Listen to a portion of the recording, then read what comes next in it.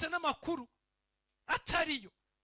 Ariko iyo dufite ba Nehemiya bicaye ibwami, bajya basobanura bakabwira ngo iwacu Yerusalemu inzu y'Uwiteka yarasenyutse, none nimuduhe uburenganzira tujye kuyisana. Dukeneye ba Nehemiya baba impande y'umwami, bakamusaba gusana Yerusalemu, bakamusaba gusana urusengero. Nimba ufite uwo mutima wa Nehemiya, Imana ikwimura kujyana muri iyo pozisiyo, kuko igihe bizaba bikenewe uzavugana n'abami, uvugane n'abakomeye, ubabwire ngo erega burya iwacu Yerusalemu harasenyutse kandi burya twahubaka tukahasana.